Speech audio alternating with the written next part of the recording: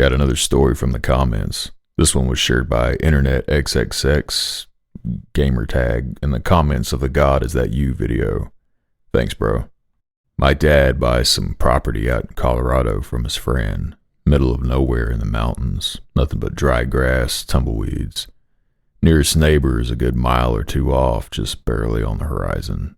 Nearest town is maybe 100 people. The trip to the nearest Home Depot is 4 hours. He's renovating the place, so he can rent it most of the year. Didn't tell me that before I got on the plane with him. Wound up being free labor. Fun times. Another trip a year or two after the first one. A few renters have come and gone. Last guy left a dead chicken in the freezer. Not the store kind, the farm kind. Still has feathers, head, everything. Dad dumps it in the garbage, douses the freezer in a whole can of Lysol, and figures that's that. Wake up the next morning. Chicken is on the porch. Okay. Weird. Dad throws it out again. Day goes on. Wake up the next morning. Chicken is back. More feathers strewn about. For context, I was born and raised in a place where Santeria was kind of popular, but not mainstream.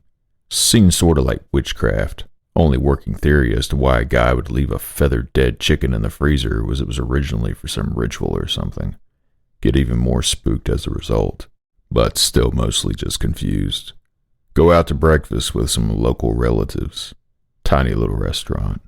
Probably the busiest place in town despite only seating about 12 people.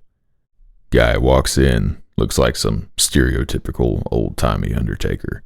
Top hat, dark black coat, pale skin. My aunt tries to mess with me, says he's a warlock. Explains that's a male witch. Try and stare at him whenever he's not looking. Looks up, sees me. Panic! Breakfast ends. Day goes on. The chicken is still in the garbage. Dad even wheeled the bin out to the shed. That's like 20 feet from the house to be safe. Wake up the next morning. The goddamn zombie chicken is back.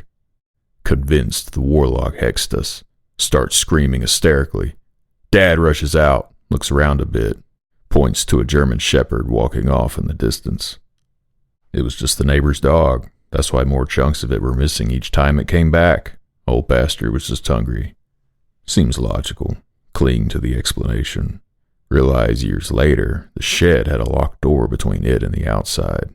The dog could not have gotten through. Refused to ever return to Colorado in fear of running afoul of the poultry necromancer and his avian hordes.